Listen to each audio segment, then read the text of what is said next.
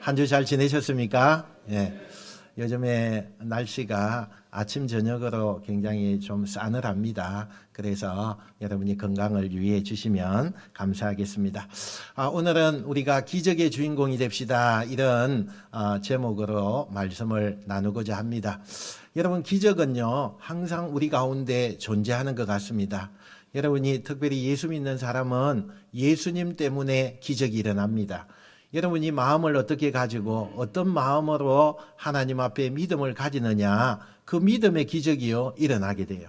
그리고 지금까지도 하나님께서는 그것을 성령님을 통해서 일어나게 되는데, 그 성령님이 우리와 함께 하시기 때문에 여러분의 정말 간절한 믿음으로 나아가면 그 믿음의 역사가 일어나는 것을 믿고 믿음으로 나가는 여러분 되시길 축원합니다.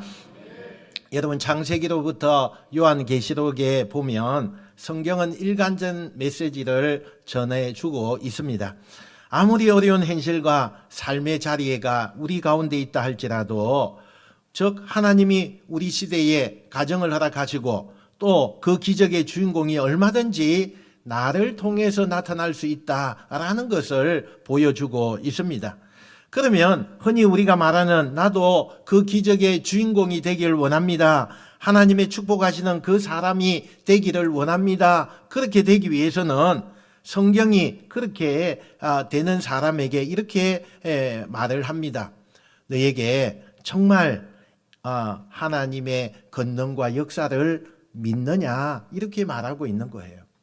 여러분, 우리의 삶을 통해서 현실이 너무 각박하다 보니까 우리가 믿지 않을 그런 상황이 굉장히 많습니다.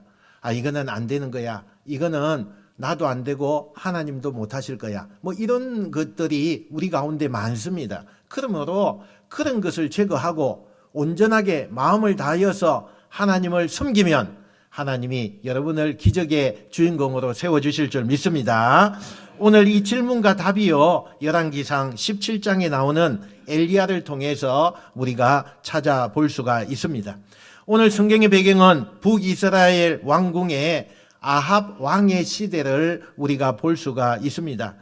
이 아합 왕이라고 하는 사람은 어떻게 하면 우리나라가 경제적으로 좀 부흥할 수 있을까, 좀 잘 살고 무언가 모든 서민들에게 참 하나님께서 복을 주시는 그런 나라가 되고 싶은데, 고민을 하다가 결국에는 이방 나라 시돈이라고 하는 나라와 결혼 동맹을 맺게 됩니다. 그 대가로 굉장한 자본이 이 이스라엘에게 들어오게 되는 것입니다. 그것으로 북이스라엘은 경제가 번영하게 되고 번창하게 되고 이제는 서민들조차도 잘 살게 되는 그런 환경이 되었습니다. 그런데 이 시돈에 자본만이 들어오는 게 아니라 거기에 여러 가지 들어오는 것들이 있었는데, 그 중에 하나가 뭐냐면 바알 신앙이라는, 그러니까 이방의 종교가 함께 들어오는 그런 일이 일어나게 된 것입니다. 여러분, 당시에 바알이라고 하는 뜻은 비를 몰고 오는 신, 농사를 잘 되게 하는 신, 이렇게 불렀습니다. 여러분, 애굽을 탈출해서 이제 가나안이라고 새로운 하나님이 원하시는 젖과 꿀이 흐른다는 그 땅에 들어왔는데, 하나님이 그곳에 인도할 때만 해도 하늘에서 구름 기둥, 불 기둥이 이 이스라엘 백성을 인도했습니다. 그때에 어떤 신도 이 이스라엘 백성들에게는 하나님으로 채워지지 않았습니다. 오직 한 분, 하나님, 그분만이 우리에게 유일한 하나님이요, 또 그분만이 우리가 믿고 나가는 그런 이스라엘 백성들이었습니다. 그런데 가나안 땅에 정착을 하면서 마음이 변질되기 시작하는 것입니다. 농사를 짓는 그 땅에서 대부분의 가나안 사람들은 비를 몰고 오는 그런 신, 농사를 풍요롭게 하는 그 바알 신이 아주 인기가 많았습니다. 그게 대세였습니다. 그러다 보니 하나님을 믿는 그 신은 비주류가 된 겁니다. 너무 대세가 많고 또 하나님을 찾는 자는 너무 적어지니까 비주류가 되었다는 거예요. 그래서 바알 신을 믿는 사람들이 인기가 많아서 그 신을 자꾸 따라가서 하나님을 믿는 이 백성들도 한 사람, 두 사람, 세 사람 계속해서 바알신을 섬기는 자가 되었습니다. 하는 사이에 이스라엘 백성들 가운데 상당수가 하나님을 믿지 않고 하나님을 놔두고 그리고는 바알신을 믿는 그런 사람으로 넘어가니까 오히려 하나님을 믿는 신앙은 그 사이에서 조그마한 비주류가 되어버렸다는 겁니다. 하나님께서 이걸 묵고할 수가 없습니다. 그래서 하나님의 말씀을 전할 한 사람을 역사 속에서 등장시키는데 그게 바로 오늘 우리에게 주는 그 말씀 가운데 엘리야라고 하는 선지자입니다. 어느 날 엘리야가 아합 왕에게 나타나서 이렇게 선포를 합니다. 앞으로 하나님께서 허락하실 때까지 이 땅에 이슬 한 방울도 내리지 아니하실 것이다. 이렇게 말을 했어요. 그때 그 말과 함께 동시에 그 땅에 비가 멈추게 되고 그 가뭄은 3년 6개월 동안에 아무런 비가 오지 아니했습니다. 비가 오지 않으니까 농사를 기반으로 하는데 물이 필요한데 물이 없어요. 그러니 농사가 잘 되겠습니까? 안 되는 거죠. 완전히 북이스라엘의 경제가 초토화되어 버리는 것을 보게 됩니다. 지금 이런 결과가 오기까지 누구의 잘못이 큽니까? 요 이스라엘 백성들, 하나님을 버리고 우상을 섬기는 저 백성들의 잘못이 굉장히 컸습니다. 그런데 당시에 왕이었던 아합의 생각은 전혀 달랐습니다. 이 모든 불행의 결과가 다 엘리야 때문이다. 다 엘리야 때문이다. 그래서 왕은 엘리야를 지명수배하게 되고 엘리야 선지자는 그때부터 도망자 신세가 되어버린 것입니다. 온 나라가 엘리야를 잡으려고 눈에 불을 켜고 있을 때 엘리야가 갈 곳이 없습니다. 그래서 하나님 앞에 눈물로 기도하기 시작합니다. 하나님, 제가 도망가려고 하는데 어디에 숨어야 됩니까? 너무나 답답하고 너무나 가슴이 찢어지니까 그 엘리야가 무릎을 꿇고 하나님 앞에 기도하자 하나님께서 엘리야에게 어떤 말씀을 주시느냐? 너 요단강에 그릿 시냇가로 내려가라. 이렇게 말씀을 합니다. 다 세상이 가뭄으로 메말라도 여러분 시냇가에는 제일 마지막까지 있는 물이 시냇가라는 겁니다. 그래서 그곳에서 오래 버틸 수 있을 거니까 하나님께서 엘리야를 그곳으로 보내시는 거예요. 그런데 가뭄이 오래되다 보니까 그 시냇물도 말라버린 것입니다. 물을 찾을 수가 없게 됩니다. 그래서 엘리야가 다시 하나님 앞에 기도합니다. 그랬더니 하나님이 뭐라고 말씀하시느냐? 너 저 시돈이 다스리는 사르밧이라고 하는 도시로 가서 거기에 있어라. 내가 한 가부에게 명령해서 네가 이 가뭄이 끝날 때까지 먹을 음식과 또 마실 물을 준비해 놓을 것이다. 이렇게 말씀을 하시는 거예요. 여러분, 이 얘기가 쉽게 말하면 어떤 얘기입니까? 바알신을 섬기는 본 고장, 이방 나라 우상의 본 고장, 그곳에 네가 들어가라 이 말입니다. 그런데 그곳에 간다 할지라도 상식적으로 우리가 한번 생각해 보십시오. 만약에 거기에 가면 그 지역의 가장 부자 그 유지라고 하는 그 사람에게 하나님이 말씀을 해서 그 사람이 재산도 많고 먹을 것도 많고 그렇게 하니까 그곳에 가서 그 유지에게 도움을 받아서 네가 그곳에서 이 가뭄을 피해라. 이렇게 하면은 좀 이해가 될 텐데 뭐라고 말해요? 한 가부를 내가 준비했다. 그 가부로부터 너를 먹고 마시게 할 테니 너 염려하지 말고 가거라. 이렇게 말하는 거예요. 여러분, 이게 상식적으로 우리가 생각할 수 있는 범위입니까? 받아들일 수가 없는 그런 말씀을 하나님이 지금 하고 계시는 것입니다. 그러나 이 엘리야는 감정적으로 이성적으로 이것이 맞지 않다 이렇게 생각을 하면서도 하나님께서 그렇게 말씀하셨으니 사르밧이라고 하는 그 도시로 가게 되어집니다. 순종하며 나가는 이 엘리야를 우리가 보게 되는 것입니다. 여러분, 사르밧이라고 하는 도시는 원래는 굉장히 경제가 성장하고 부흥하고 그런 곳에서 이 사르밧이라고 하는 동네가 있었습니다. 상업 도시입니다. 유리와 염료 그리고 금속 재련으로 아주 유명했던 그런 도시입니다. 그러니까 어느 동네에 비해도 정말 이 사르밧과 같은 이런 부자 동네가 없을 정도의 그런 도시였습니다. 그런데 엘리야가 딱 가보니까 그 부자 동네도 너무나 형편이 처참했다는 것입니다. 하나님이 선포하신 가뭄으로 인해서 그렇게 잘 살던 도시가 경제가 완전히 토초화가 되었습니다. 여러분, 이건 뭘 말하는 겁니까? 비를 몰고 오고 풍요를 만들어준다는 그 바알신도 하나님의 말씀 한마디에 무기력하게 되고 아무것도 못한다. 이걸 지금 성경이 우리에게 말씀하고 있는 것입니다. 엘리야가 사르밧이라는 도시로 가서 머뭇머뭇하면서 속으로 무슨 생각을 하느냐. 이런 곳에서 하나님이 준비하신 가부를 내가 어떻게 만나며 또 그 가부의 행편이 좋지 않다는 것은 우리가 상식적으로 잘 아는데 그 가부가 나에게 무슨 대접을 할까? 그렇게 막 고민을 하고 주저하고 있는데 때마침 저 내 눈 앞에서 한 여인이 나뭇가지를 줍고 있는 거예요. 그래서 딱 행색을 보니까 가부처럼 보이는 거예요. 왜냐하면 그 당시에 혼자 그 여인에게는 혼자가 됐다고 하는 표시로 옷을 입는 것이 좀 남다른 옷을 입었다는 거예요. 그러니까 그런 것들이 상식이기 때문에 딱 옷차림을 보고 저 여인은 가부구나 이렇게 생각을 하게 된 거예요. 그런데 설마 하나님이 준비하신 여자가 저 여자일까 의심을 가지고 그리고 그 여인에게 다가가서 엘리야가 이야기를 합니다. 내가 지금 목도 마르고 배도 고픈데 물과 빵을 나에게 줄 수 있습니까? 이렇게 질문을 합니다. 이때 이 여인이 엘리야에게 기가 막힌 사연을 말하는 거예요.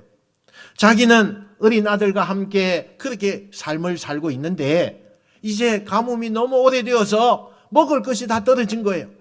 가만히 보니까 밀가루통에 보니까 이제는 딱 한 번 먹을 수밖에 없는 밀가루만 남았고 기름도 보니까 한 번 그 밀가루를 기름에 붙일 수 있는 그 양만 남아 있다는 거예요. 그래서 지금 나뭇가지를 주어서 내가 한 번 먹을 수 있는 것을 내가 가지고 가서 먹고 이제는 죽을 날만 기다려야 되겠다. 이렇게 생각을 하고 지금 나뭇가지를 줍고 있다는 거예요. 그런데 이런 나 같은 비참한 현실을 가지고 있는 사람에게 물과 빵을 왜 달라고 합니까? 이렇게 그 가부가 자기의 그런 사연을 얘기하는 거예요. 이때 엘리야가 이 여인에게 이렇게 말합니다. 그래도 그 밀가루와 기름으로 빵을 만들어서 나에게 제공해 주십시오. 그러면 내가 믿는 이스라엘의 여호와 하나님께서 가뭄이 끝날 때까지 당신의 밀가루통과 기름이 떨어지지 않겠다고 약속하셨습니다. 하나님의 축복을 받으십시오. 그러면서 그 여인에게 이야기를 하는 거예요. 여러분이 여인이라면 어떻게 행하시겠습니까? 한 번 딱 먹을 수 있는 것을 나도 못 먹고 내 자식도 못 먹고 엘리야에게 준다? 여러분 어떻게 생각하세요? 이 여인은요 낯선 남자예요. 오늘 처음 만났어요. 더군다나 한 번도 믿어본 적이 없는 이 남자가 믿는 어떤 여호와라고 하는 그 이름을 가지고 건면하는데 여러분 고민하지 않을 수가 있겠어요? 고민하지 않을 수가 있겠어요? 드디어 그녀가 결정을 내립니다. 어떤 결정을 했는지 오늘 15절 16절 말씀 우리 한번 봅시다. 자 시작. 그가 가서 엘리야의 말대로 하였더니 그와 엘리야와 그의 식구가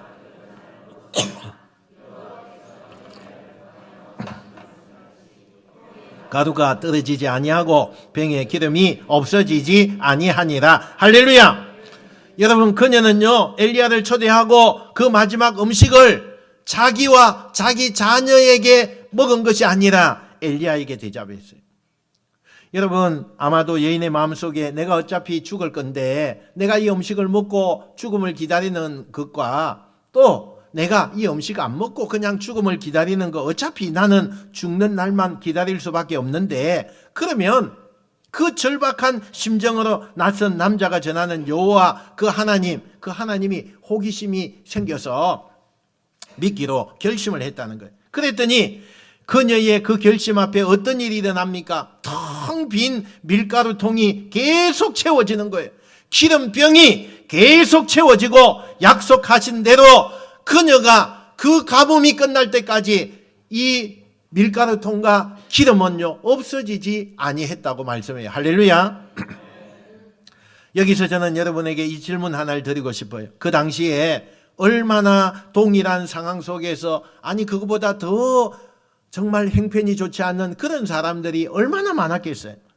그리고 이 여인보다 절박한 환경 속에서 정말 지금 며칠째 굶고 있는 그런 사람도 있었을 거예요. 또 기구한 이야기거리가 정말 그들에게도 많았을 거예요. 그런 사람이 얼마나 많았겠습니까? 그런데 그 많고 많은 비슷한 상황 속에서 왜 하필이면 이 과부가 기적의 주인공이 되었을까? 여러분 궁금하지 않으세요?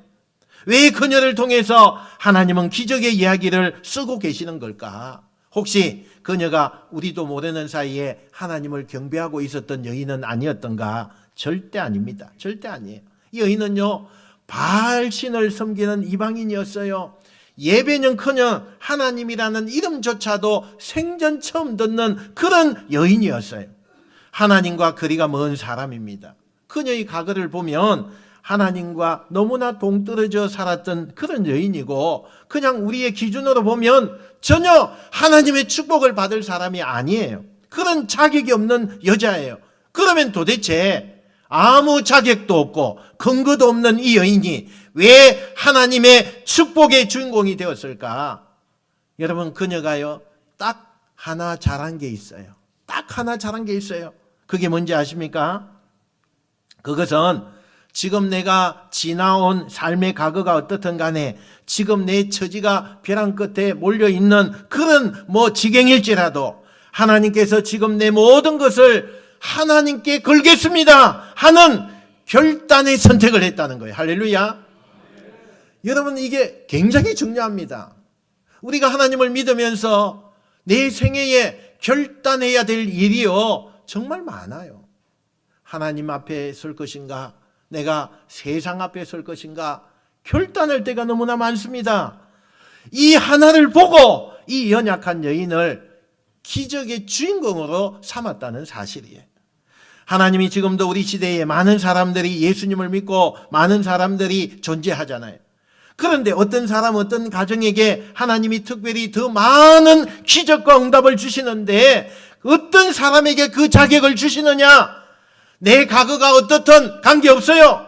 내 지금 삶의 자리에서 내게 말씀하시는 하나님의 말씀 앞에 내가 스스로 하나님 앞에 결단하고 내가 이것은 하나님 편에 서겠습니다. 이것을 보여주는 사람. 할렐루야. 이 사르밧 과부처럼 과거에 어떤 자격이 있었고 과거에 잘 살아왔고 과거에 내가 무슨 공적이 있어서 지금의 복을 받게 되는 것이 아니라 지금 내가 살아가는 삶의 자리에서 가장 비참해요. 가장 어렵습니다. 가장 공고해요. 그러나 내가 지금 무엇을 결단하고 무엇을 선택하느냐.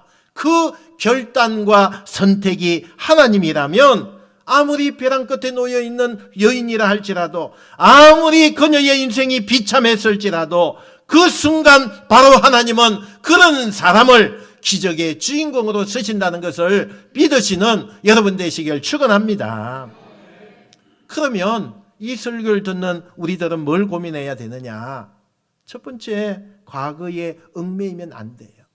과거에 얽매이면 안 됩니다. 근데 우리는 어때요? 자꾸 과거에 집착하고 얽매입니다. 어떤 사람은 과거에 잘 나갔을 때, 찬란했을 때, 과거의 영광에 완전히 사로잡혀서 과거 속에서 살아가는 그런 사람들이 있어요. 어떤 분은 과거의 부끄러운 모습, 자신의 연약하고 수치스러운 그런 그 모습에 자신이 묶여서 그렇게 생활하는 사람들도 있습니다. 왜 인간이 이렇게 과거에 집착하느냐? 우리들 이런 생각을 많이 합니다. 지나온 내 과거의 환경이나 발자취가 지금이 나를 이렇게 만든 것이다. 이렇게 생각을 하죠. 여러분 정말 그런 겁니까? 과거라는 게 우리 인생에 절대적으로 그렇게 중요한 겁니까? 물론 과거가 지금의 내 삶의 미래에 내 삶에 영향을 주는 것은 맞습니다. 내가 과거에 열심히 공부하고 남들 놀 때 나는 열심히 일하고 최선을 다해서 그렇게 한 사람은 어느 정도 지금 보상을 받고 그리고 인정을 받고 삶의 만족을 누리고 있는 건 사실입니다.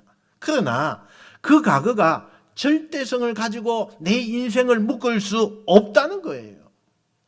여러분이 과거에 뭘 했던, 과거에 어떤 환경에 자랐던, 또 과거에 어떤 실수와 여러분의 연약함이 있었던 그 과거는 지나간 거예요. 이미 모든 것이 다 지나갔어요. 다 떠났어요. 그럼 뭐가 중요할까요? 지금이 중요한 거예요. 지금이 중요한 겁니다. 근데 우리는 이미 나로부터 떠나가고 지나간 과거에 나를 지금 묶어 놓아서 그 과거에서 떠나지 못해요.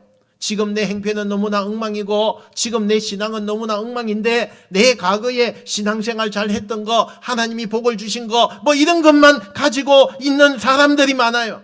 과거 속에 사는 거죠. 우리가 중요한 것은 그 연약함을 인정하고 때로는 과거에 내가 행복했던 순간도 인정을 해요. 그러나 그것 때문에 지금의 내가 없고 지금의 뭔가를 결단하고 지금의 뭔가를 살아가는데 어려움을 느낀다면 그 과거는 나한테 아무 소용이 없는 거예요. 아무 소용이 없어요. 과거는 지나간 겁니다. 과거는 나를 떠나간 거예요. 라이브, 지금이 중요해요. 지금이 중요해요. 하나님과 우리의 관계를 생각해 보세요. 하나님은 우리의 과거를 다 아십니다. 그런데 하나님이 우리의 과거의 모습을 보시면서 야, 너 착하게 살았지. 그래, 너 무죄야. 너 못되게 살았구나. 너 유죄야. 이렇게 말씀하지 않아요. 우리의 과거를 몰라서 하나님이 아무 말씀도 안 하는 게 아니라 우리의 과거를 다 아시잖아요. 그런데 하나님이 아무 말씀도 안 해요. 단 하나, 하나님은요, 지금 관심이 있어요. 지금 네가 어떻게 살고 있느냐. 지금 네가 신앙생활 어떻게 하고 있느냐. 지금 네가 무엇을 결단하고 지금 네가 무엇을 추구하고 무엇을 생각하느냐. 여기에 따라서 너의 운명이 달라질 수 있다는 거예요. 성경에는 그런 대표적인 사람의 이야기가 많이 나옵니다. 그 가운데 우리가 생각할 수 있는 부분이 있어요. 십자가에 달린 그 강도 이야기를 우리가 생각해 볼 수 있습니다. 예수님이 십자가에 달렸을 때 양쪽에 강도가 함께 매달립니다. 성경에 이 강도들이 어떤 죄를 지었는지는 나타나지 않아요. 아마도 참 십자가형을 받을 정도라면 큰 죄, 중범죄자였을 거예요. 그러면 한 강도가 죽기 직전에 자신의 과거를 회개하면서 예수님께 이렇게 요청을 합니다. 예수여, 당신의 나라에 임할 때에 나를 기억해 주소서. 완전히 마지막 순간이에요. 목숨이 이제 막 끊어지려고 하는 마지막 순간에 지금 자신을 예수님께 맡기잖아요. 그때 예수님께서 지금 결단한 그 사람의 얘기를 들으시고 오늘 네가 나와 함께 나그네에 있을 것이다. 할렐루야. 예수님과 함께 그 강도는 지금 어떻게 살아왔는지, 지금까지 어떤 삶을 살았는지 몰라요. 그러나 그 강도가 현재 예수님 앞에 내 영혼을 부탁하니 그 강도가 천국에 예수님과 함께 들어가는 것을 보게 돼요. 여러분, 흔히 말하는 우리의 판단과 기준으로 보면, 그의 과거를 보면 천국에 들어갈 자격 없어요. 그런데 예수님이 지금 과거가 아니라 지금 결단하고 지금 자신을 예수님께 맡겼더니 그 인생의 역전의 기적이 마지막 순간에 그때에 일어나는 것을 보게 돼요. 혹시 이 자리에 정말 나야말로 하나님의 기적이 간절히 필요한 분 계십니까? 정말 우리 가정이 우리 기적을, 하나님의 기적을 꼭 맞이해야 된다고 그렇게 갈망하고 계신 분이 계십니까? 그런데 내가 그동안 살아온 삶을 돌아보면 하나님이 보실 때 그건 너무 아니야. 하나님과 너무 멀리 살았어. 그래서 내가 정말 이런 것을 요구해도 괜찮을까? 이렇게 주저하는 생각이 있어서 하나님 앞에 한 걸음 나오지 못하는 분이 계십니까? 저는 그런 분들에게 꼭 말씀드리고 싶어요. 괜찮아요. 내가 과거에 어떤 삶을 살았든지 괜찮아요. 여러분의 손에 하나님께 내놓을 것이 아무것도 없다고 해도 괜찮아요. 추하고 더럽고 아니 빈손일지라도 그 빈손 들고 하나님 앞에 지금 나오셔서 하나님 내 손 잡아주세요. 하나님 부족한 이 손 잡아주세요. 그런 마음을 가지고 여러분 마음속에 한 번만 하나님의 이름을 간절히 부르면 그 지금의 한 번의 간절함 때문에 여러분의 인생이 사르밧 과부처럼 하나님이 베푸시는 떨어지지 않는 소멸되지 않는 기적이 시작될 줄로 믿습니다. 오늘 이 말씀 앞에 그냥 여러분 마음으로 하나님 제가 너무나 부족하고 죄 많은 사람입니다. 하나님 앞에 아무것도 내어놓을 수 없는 그런 사람이 납니다. 나. 그런데 하나님 지금 내가 결단합니다. 나의 죄와 허물을 주께 고백하고 내 손 한번 주님 잡아주시기를 기도합니다. 이렇게 여러분 마음으로 기도하면 그 순간 여러분 지금 이 순간에 여러분의 인생이 기적이 일어날 줄로 믿습니다. 하나님은 과거를 보시는 게 아니에요. 지금의 우리의 결단을 주목하신 분이라는 것을 기억하시기 바랍니다. 이 가정을 통해서 사르밧 과부의 가정은 벼랑 끝에서 기적을 체험하는 거예요. 너무나 감사해서 이 그녀가 엘리야를요 이제 다락방을 주면서 그곳에 지내시라고, 이 가뭄이 끝날 때까지 여기에 지내시라고 이렇게 배려를 합니다. 그렇게 일상의 평온을 지내던 그 가정에 원하지 않는 큰 어려움이 터지게 되죠. 이 과부의 하나밖에 없는 그 아들이 어느 날 중병에 걸렸는데 결국 그 병을 이기지 못하고 죽게 되어집니다. 이때 아들이 전부였던 이 어머니는 엘리야에게 그 슬픔을 이기지 못해서 소리를 지르죠. 당신 때문에 이 저주가 우리 집에 왔습니다. 왜 당신이 우리 가정에 찾아와서 우리에게 이런 불행을 주느냐? 그러면서 슬픔을, 그 분노를 엘리야에게 퍼붓기 시작합니다. 엘리야가 너무 마음이 아픈 거예요.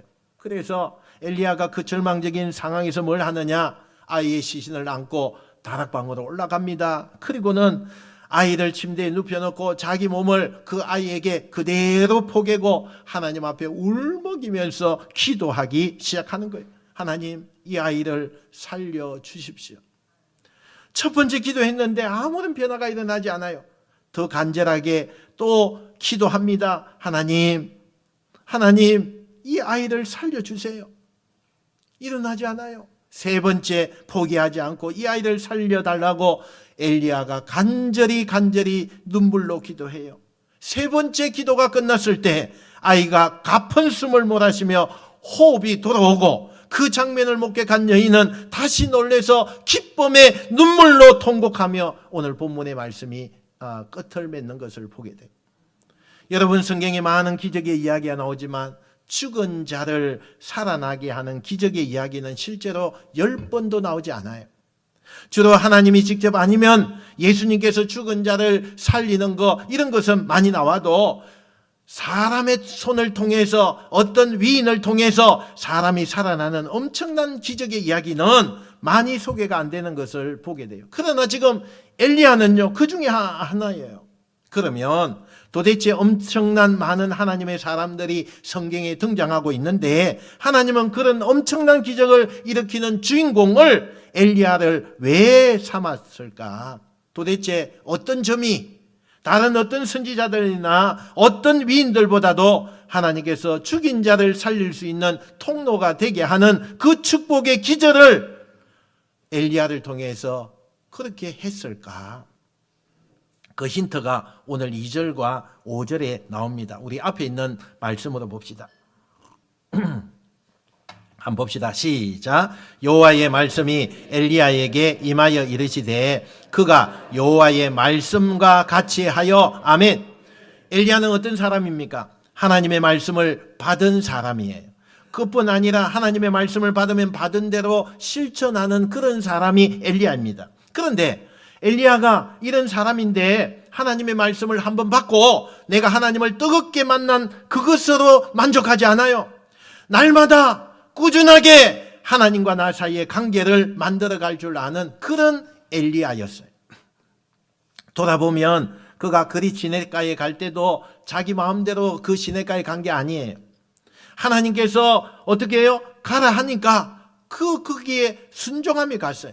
또 하나님 이래 어디로 가야 합니까? 또 이렇게 이제 시냇가가 마르니까 그렇게 하니까 다시 하나님께서 사르밧이라고 하는 그 동네로 가라고 말씀을 해요. 그러니까 그 말씀에 이 엘리야가 움직였고, 그러면 가브를 만나라고 했는데 그 말씀 듣고 그대로 또 따라가서 가브를 만났어요.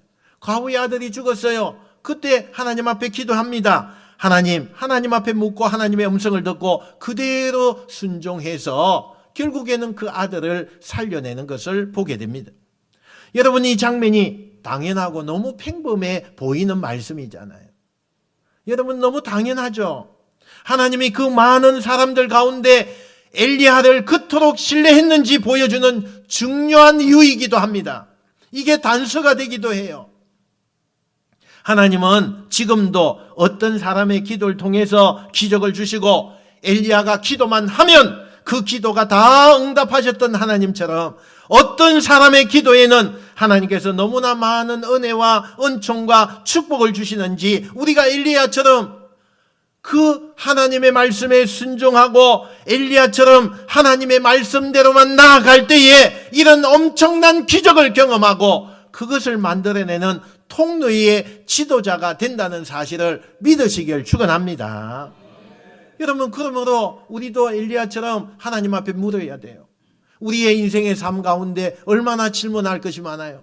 일이 되지 않아서 너무나 혼란스러운 이 세상을 살면서 또 어떤 일을 결정해야 될 때에 우리가 어떻게 해야 돼요? 하나님께 물어야 돼요. 그리고 하나님의 말씀대로 따라가야 돼요. 이걸 한 번만이 아니라 일상에서 내 삶의 자리에서 계속해서 꾸준히 이어가는 사람에게 하나님은 지금도 엘리야와 같은 축복의 통로가 되게 하시는 줄 믿으시길 축원합니다. 그런데 많은 한국 교회 성도들이 뭘 착각하느냐 하면 하나님의 엄청난 축복과 사랑을 받으면서도 큰 그 한 방을 그렇게 원하는 사람들이 그렇게 많아요. 그렇게 많아요. 그래서 우리는 남이 안 하는 경험, 신비로운 체험, 때로는 몇십일 금식 기도를 하면서 남이 안 하는 환상을 보거나 은사를 체험하거나 방언을 하거나 어떤 엄청난 큰 이벤트가 있는 사람이 하나님 앞에 큰 축복을 받는다고 착각을 하고 있는 거예요. 하나님은요, 어느 날 큰 한 방이 아니라 그저 평범한 속에서 하나님은 그 사람의 순종을 통해서 기적을 만들어내기를 원하십니다. 할렐루야. 여러분, 그 기적의 주인공이 여러분 평범한 사람 속에서 있는 거예요. 이게 우리가 살아가는 우리의 삶의 자리에 인간관계가 기본적이 아닙니까? 우리가 부모 자식 간에도요 얼마나 참 끈끈한 정이 있어요. 그런데 그 부모와 자식 간에도 연락을 잘 안 하고 또 같이 모여서 관계성이 없으면 부모와 자식도요 남보다 못한 관계가 되는 때가 얼마나 많은지 몰라요. 우리들 가운데는 내 인생이 끝난 것 같아, 우리 가정은 어려울 것 같아, 이렇게 생각하는 분들이 있잖아요. 절대로 다른 거 생각하지 마세요. 어떻게 하면 내 남은 인생을 하나님과 오늘 받은 은혜를, 오늘 들은 말씀을 가지고 어떻게 하나님과의 관계를 지금까지 꾸준하게 관계를 이어갈 수 있을까?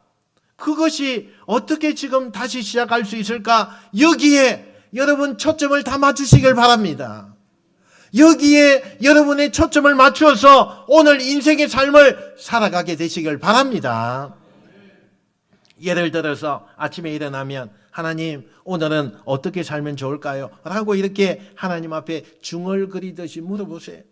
낮에 혹시 5분간 10분간 혼자 커피 한 잔 마실 수 있는 시간의 여유가 있으면 그 커피 한 잔 시켜놓고 커피 한 잔 앞에 놓고 성경 구절 한 절이라도 좋으니 그 말씀을 꼭 씹으면서 마음의 묵상을 하면서 하나님과 나 사이에 둘만의 사이가 쌓여가는 관계의 그 역사를 매일 같이 한번 해보세요.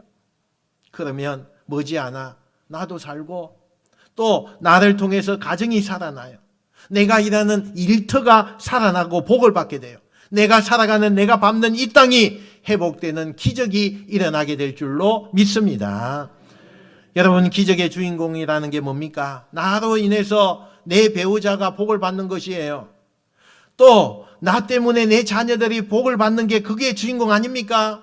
내가 일터에서 그 직책이 뭐 상관없습니다. 나로 인해서 내 직장이 복을 받고 내가 밟는 땅이 잘 될 수 있고 내가 만나는 사람 나로 인해서 행복할 수 있다면 그 사람이 주인공이 아닙니까?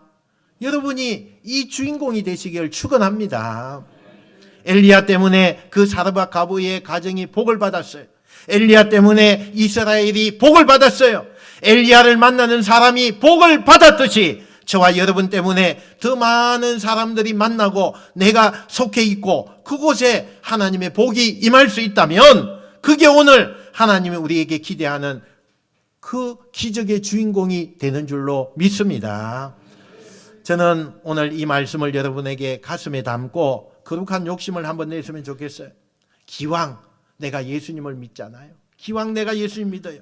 기왕 내가 하나님의 사람이 되잖아요. 그러면 나에게도 하나님 엘리야와 같은 그런 기적의 통로, 하나님이 들어서시는 축복의 통로가 되보고 싶다. 이런 욕심을 좀 가지시면 좋겠어요. 할렐루야. 나를 통해서 복이 흘러가고 나를 통해서 누군가가 행복해지고 나를 통해서 한국 땅이 정말 회복되고 나를 통해서 우리 교회가 부흥되고 나를 통해서 여러분의 가정과 자녀가 잘 되는 그런 통로가 되시기를 축원합니다. 여러분의 삶의 기적의 발걸음이 오늘부터 시작되시기를 주님의 이름으로 축원드립니다. 기도하겠습니다. 하나님 아버지 은혜